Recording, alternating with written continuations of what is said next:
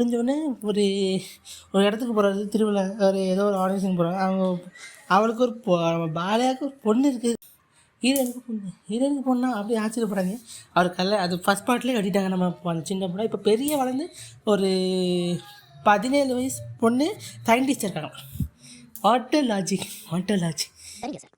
பசங்க என்ன பண்றாங்க? ஒரு பொண்ணு சார், 17 இயர்ஸ், டிஆர்டிஓல scientist. What? Yes sir, she is a child prodigy. அவ IQ 226, இந்தியாலயே டாப்பர். தம்பி, ஒரு மனுஷன் போய் பேசலாம், ஆனா ஏக்கர் கணக்கில் எல்லாம் பேசக்கூடாது. அது எப்படா நெஞ்சில கொஞ்சம் கூட ஈரம் இல்லாம இவ்வளவு பெரிய பொய் சொல்ற?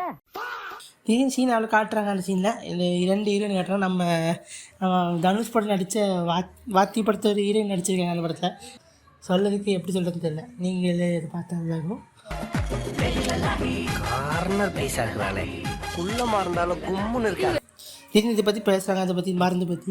நாக பாதுகாப்புக்காக ராம லக்ஷ்மணனுக்கு சொல்லிக் கொடுத்த பலம், வலிமை, இந்த வழிமுறை தான் என்னோட இந்த ப்ராஜெக்ட்டுக்கு இன்ஸ்பிரேஷன். உங்க வாய் உங்க உருட்டு, நீங்க உருட்டுறீங்க. பாலையோட பொண்ணோட பர்த்டே, அவள் வர முடியாதுன்னு பிரச்சனை பண்ணுறதுக்குள்ளே வரணுன்றார். இது ஒத்தகல் எல்லா ஃபேமிலியும். இவர் எப்படியோ மேடம்கிட்ட பர்மிஷன் போயிட்டே இருக்காங்க. அவங்க வீட்டுக்கு போகிறாங்க. திடீர்னு ஹீரோயினி அவளை கூட்டாரு. அந்த பாலையோட பொண்ணு போகிறாங்க, அப்புறம் ஹீரோயினும் போகிறோம், சேர்ந்து போகிறாங்க. சீனில் அப்புறம் திடீர்னு கண் கலங்குறாரு. சிங்க அழுதா பார்க்கறதுக்கு அசிங்கமா இருக்கும். ஐயா பாப்பாவை பாருங்க.